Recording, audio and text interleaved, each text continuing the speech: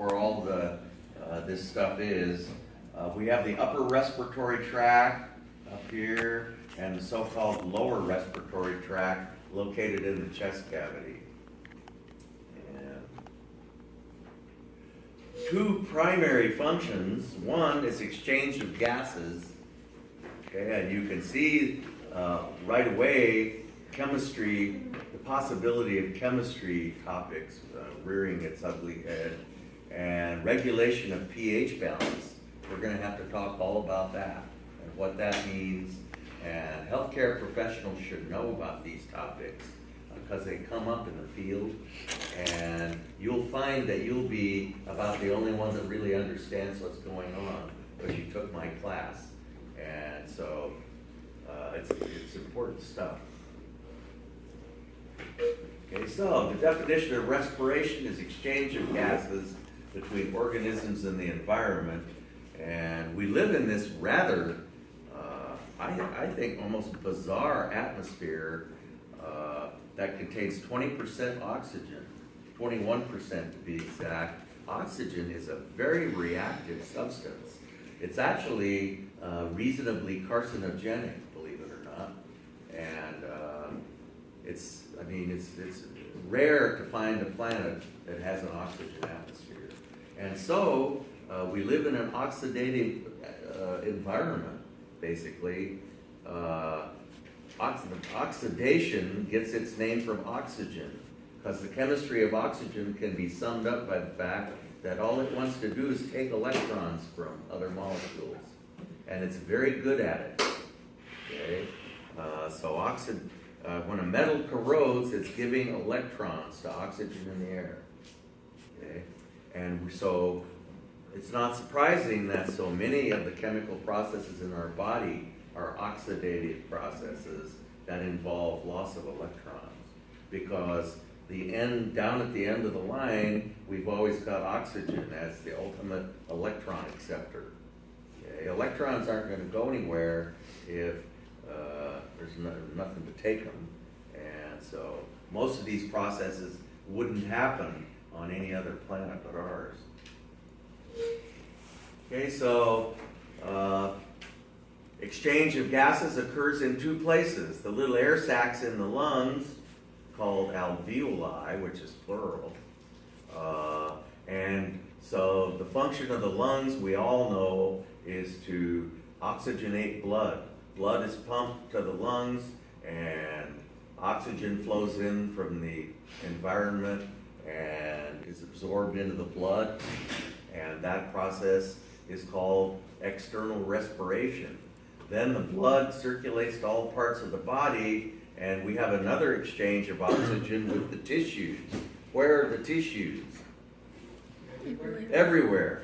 Okay, so arterial blood has a red color because it's carrying oxygen out to all the tissues of the body. And when the hemoglobin, deoxyhemoglobin without oxygen is blue. Okay? Oxyhemoglobin is red. I was going to bring in my little pulse ox, but I have done this in the past, and most students seem almost bored with it. They seem to all know what it is and have seen one already. It's a little thing you stick your finger in, and it tells what your oxygen hemoglobin saturation is. Okay, and it's very valuable information to know what your hemoglobin saturation is, because it provides an index on pulmonary function. The best index of pulmonary function is if a person is pink or not.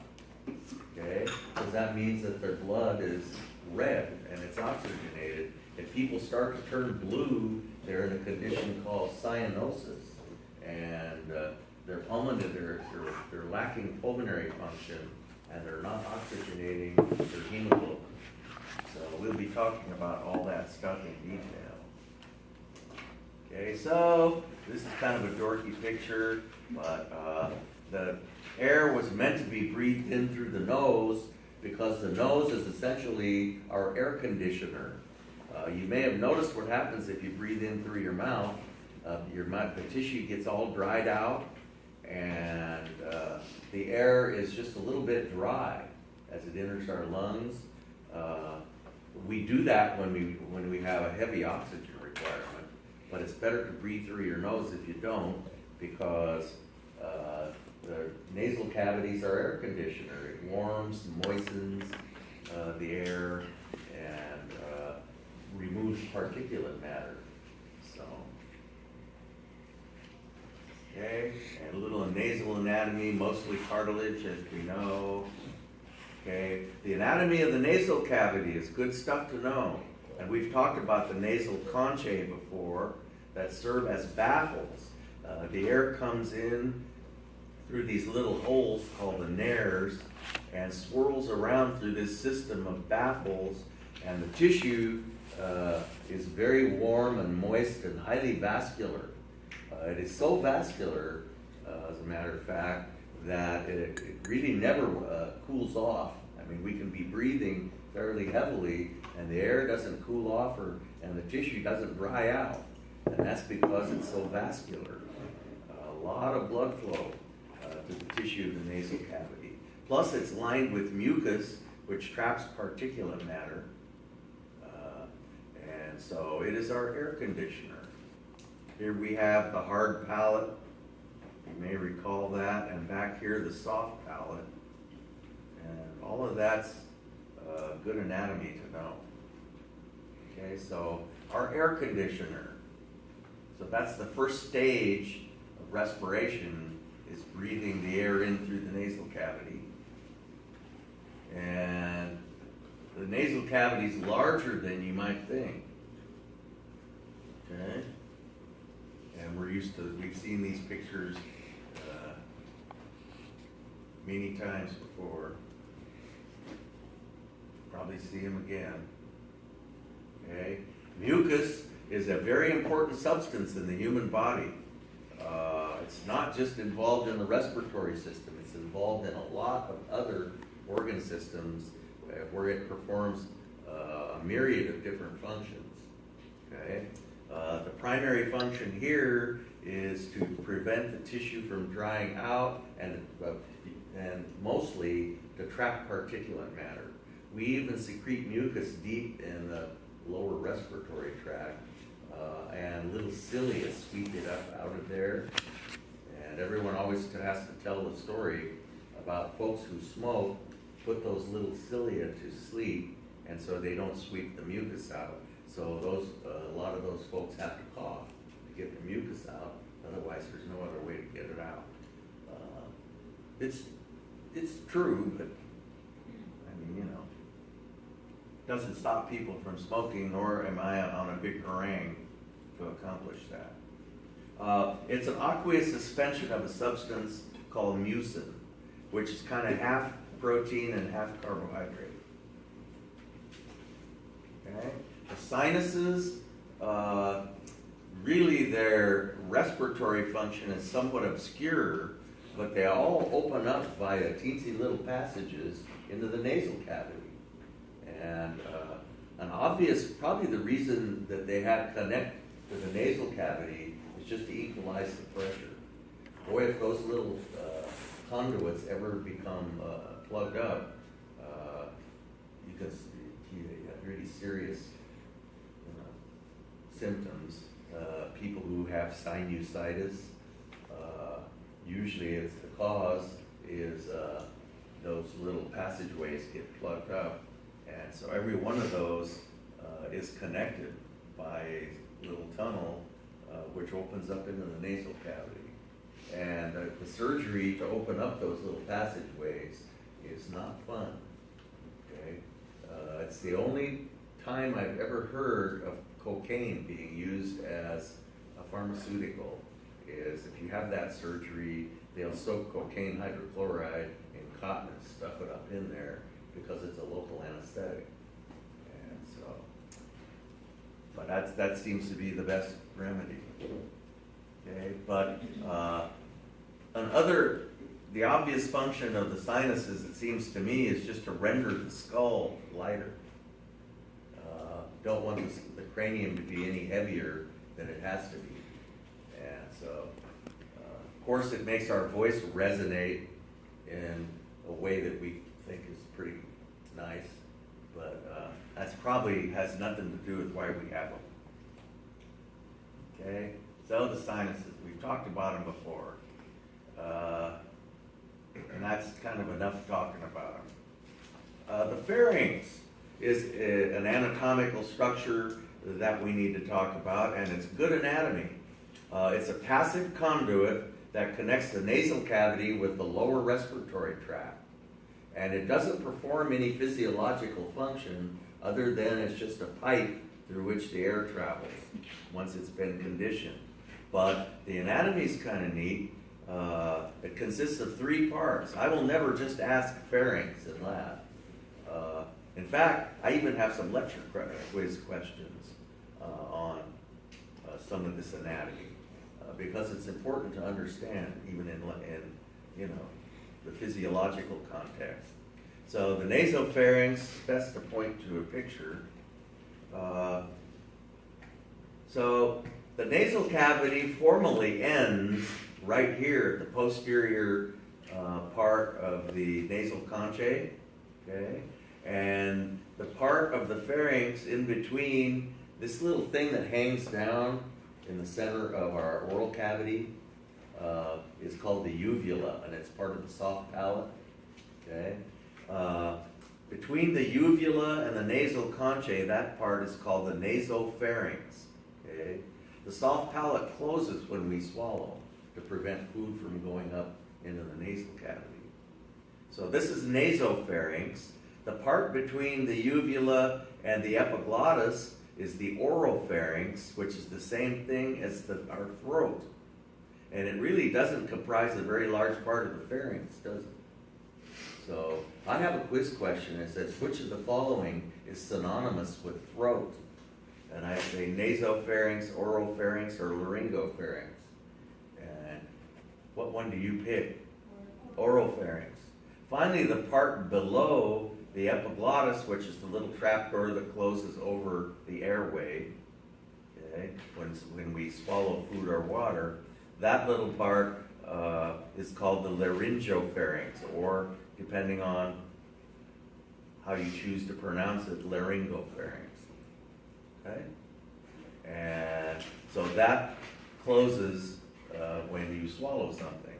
If you have a dental mirror, you could actually stick it in the back of your mouth, turn it upside down, and see all this stuff just around the corner. You just barely can't see it when you look at a mirror.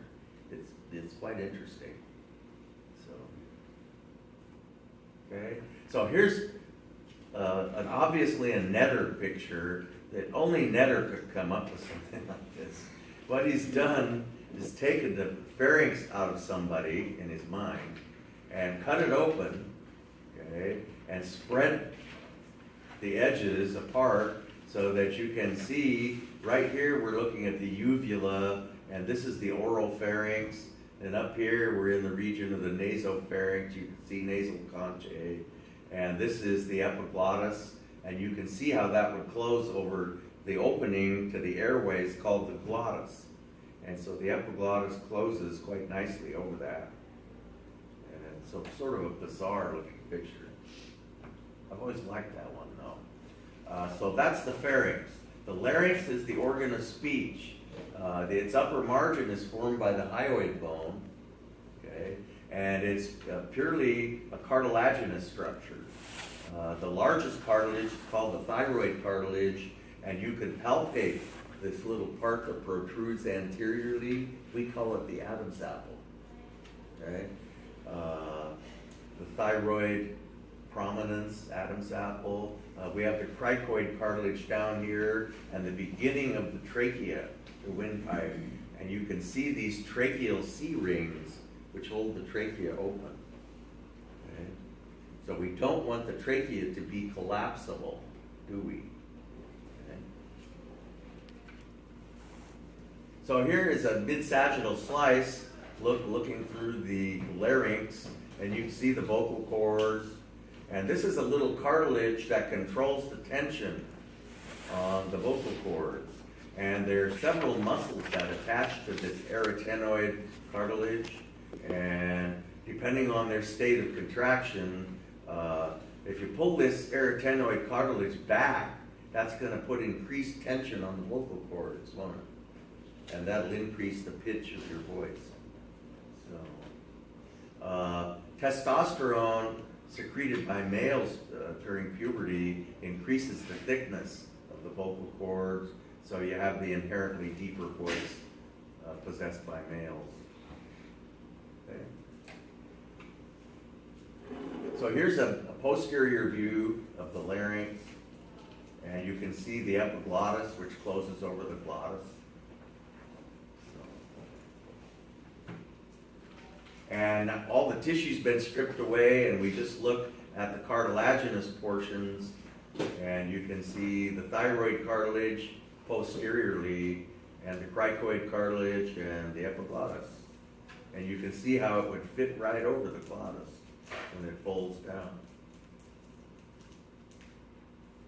Okay, and there's another picture. You can see how this epiglottis fits quite nicely over the glottis, and right in there we have the vocal cords. Vocal cords. A little picture in your book that shows how different muscle actions control the position of the vocal cords. And you don't have to know that. It's kind of a fun picture. Okay, so we passed the larynx, and the next structure is the trachea. And the trachea is not a passive conduit. It actually has a physiological function. It's lined with ciliated pseudostratified columnar epithelium. Remember that? And the cilia, about every half a dozen cells is a mucus-producing cell. And so mucus is produced, and the cilia sweep the mucus up and out of the trachea. And really all of the airways from here on down have a structure similar to the trachea, except they're smaller. And they secrete mucus, and they're lined with the same epithelial tissue, and constant ciliary action sweeps the mucus with its trapped particulate matter up and out of the respiratory system. So we're constantly cleaning the respiratory system out. Plus there are macrophages that patrol the lower respiratory system diligently and phagocytize any foreign invaders or anything that they run into, sort of garbage collectors. So, okay, and the trachea are lined with these C rings, and you can see that all of the airways have a structure similar to the trachea, and these structures get smaller and smaller and smaller. You can actually hold a lung in your hand fairly easily, and it looks like it would be very soft, palpable tissue. It looks soft, it's very moist, and it looks soft, but the moment you compress it, it's rigid. And that's because it's filled with all these little cartilaginous airways, totally perfused through it, all the tissue, so it's quite stiff to the touch when you palpate it.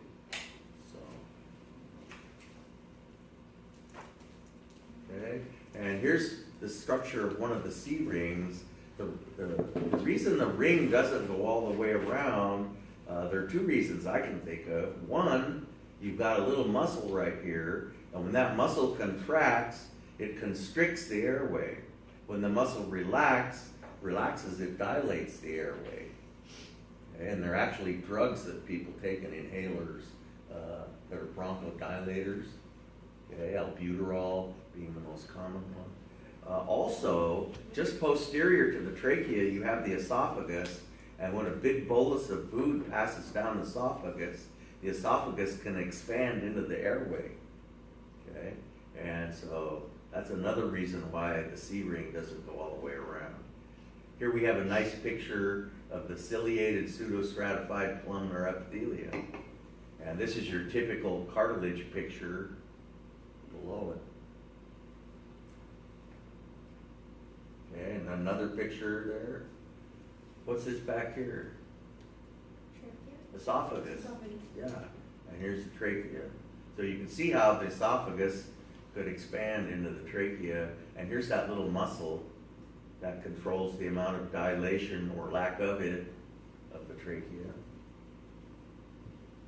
Okay, and our ciliated epithelial tissue.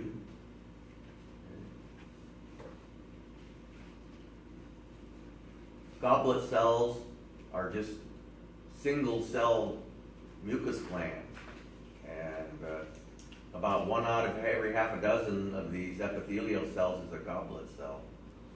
And the tracheal cilia sweep the mucus out of the trachea. Okay? And there's an electron micrograph showing the cilia.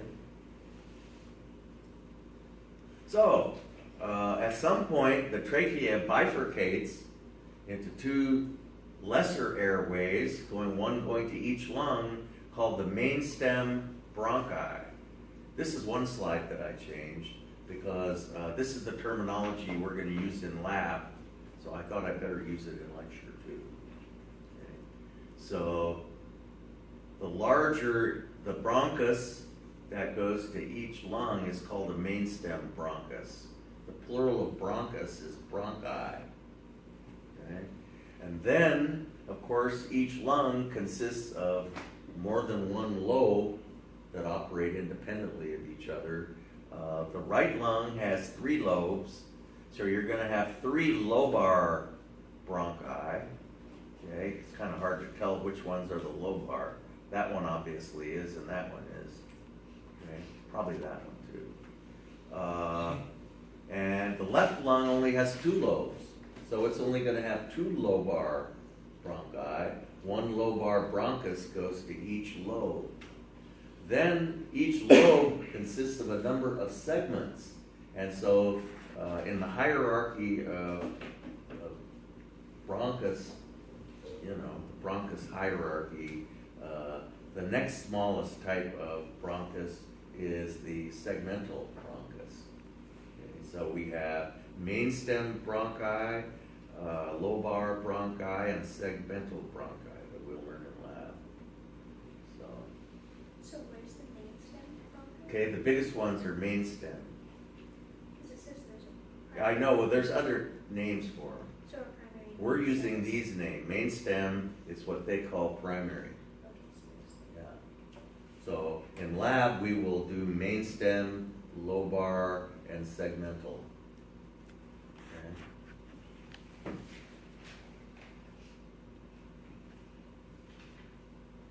That was kind of a pretty picture. You can see why the lungs are so stiff, because if you strip the tissue away, all you see is these highly cartilaginous airways called the bronchial tree. Yeah, bronchogram is just a fancy word for a chest X-ray.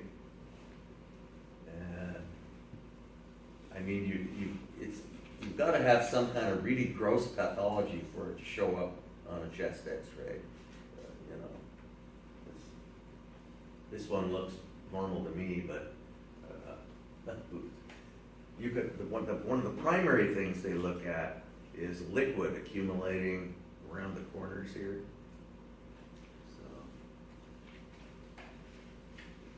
Which is a sign of pulmonary edema. Okay, which is the word pneumonia. I should say something about that. It's sort of a catch-all word. It's not a specific disease. It's a catch-all word that means the same thing as pulmonary edema. There are a number of different diseases, that cause pulmonary edema, and so the person is said to have pneumonia. There's actually Streptococcus pneumoniae, a specific one that causes those symptoms, but lots of there are all kinds of viral pneumonias. So lots of things can cause this pulmonary edema. So, not a good thing. Okay? Lung cancer arises from epithelial tissue, and the word carcinoma is a malignant tumor derived from epithelial tissue. And the epithelial tissue is the tissue that lines the bronchi. So that's where all of that begins. So the functional unit of the respiratory system, which is the following, is the functional unit of the respiratory system. And the answer is alveolus. It is the teensy little air sac lined with lots of elastic fibers that are capable of expansion and contraction, and they form clusters like grapes around the ends of these terminal bronchioles. The smallest artery was called an arteriole. The smallest bronchus is called a bronchiole. And at the end of each terminal bronchiole is a little cluster of alveoli. And they're very small indeed. The respiratory system contains about 300 million of them.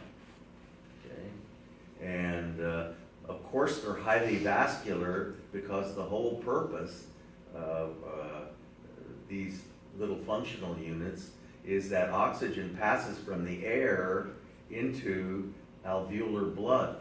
So there are all kinds of little blood capillaries surrounding each alveolus. Alveoli is the plural for alveolus. Okay? Just like a little cluster of grapes around the ends of each bronchiole. So the bronchiole has little openings that open up into each alveolus. Okay. Lots of elastic tissue in the walls of these alveoli, and this is sort of not really to scale because the walls aren't quite this thick. But you can see this is a blood capillary. We have macrophages that in every alveolus that sort of keep it cleaned out. And we have cells called septal cells that produce lung surfactant, which we'll talk about. Okay? The membrane that separates the alveolar air from the alveolar blood is a very special membrane. It's called the respiratory membrane. It consists of simple squamous epithelium of the blood capillary. Then there's a basement membrane made out of kind of gluey tissue. Then there's a simple squamous epithelium of the alveolus. And it's essential that that membrane remain very thin. One of the problems with pulmonary edema is that water tends to get in between those layers, and the gases can't diffuse through them then. And you start to lose pulmonary function. A very dangerous condition. So this is a very thin membrane, and so you have these, when you breathe in a breath of air, there's more oxygen in the alveolus than there is in the blood. And remember, diffusion occurs along a concentration gradient from where there's more to where there's less. So we're going to get all into that again. Diffusion and active transport and all that stuff. So you don't need to expend any energy at all. Oxygen diffuses from where there's more to where there's less, which is into the blood, just all by itself. And oxygen is nonpolar, so it diffuses nicely through this membrane. Most gases are nonpolar, that's why they're gases, okay? Which we'll talk about in lab. And carbon dioxide, on the other hand, there's more of it in the blood than there is in the alveolus because the blood just came from the tissues, and the tissues are giving off waste products, one of which is carbon dioxide. So there's more of it in the blood than there is in the alveolus, so it diffuses in the opposite direction, from where there's more to where there's less.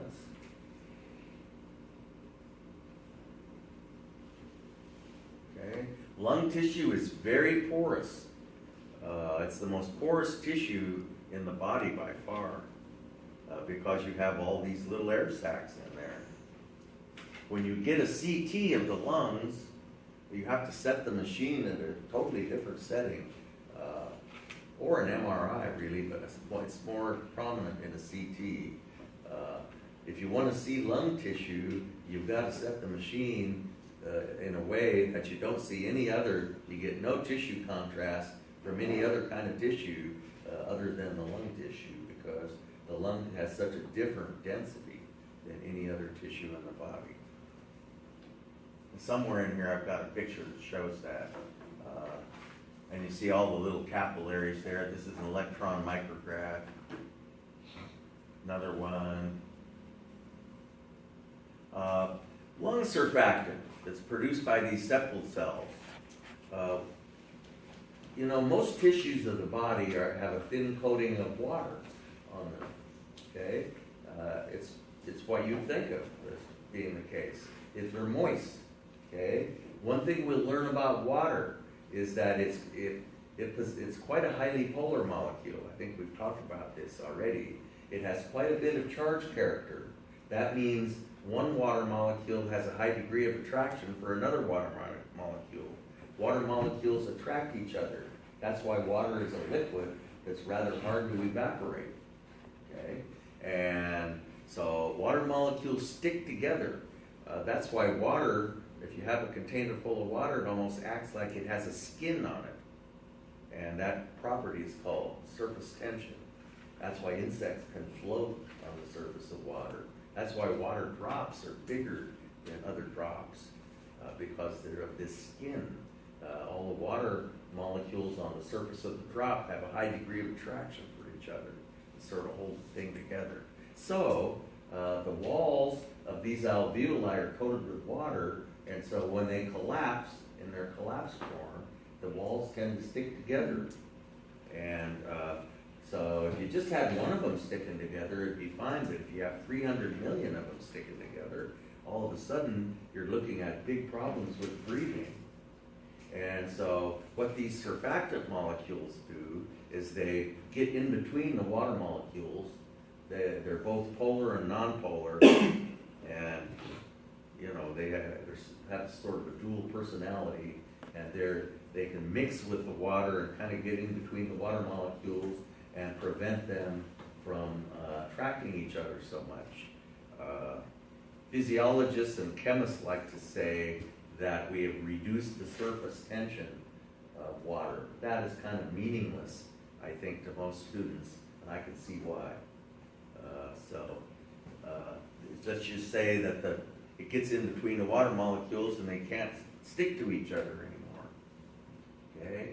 So respiratory distress syndrome is exhibited by many premature babies who haven't started making enough lung surfactant yet, and so they have difficulty expanding their lungs, and their chest muscles have to work really hard to expand their lungs, and their chest muscles get really tired. It's an exhausting process just to breathe. Okay? So there are those septal cells producing their surfactant. And here's a better picture showing the surfactant coating everything. And if the surfactant coats kind of mixes with the water, and the combination of the two coat everything, and surfactant doesn't attract other surfactant. And so the walls of the alveoli don't stick together, and so you don't have that problem.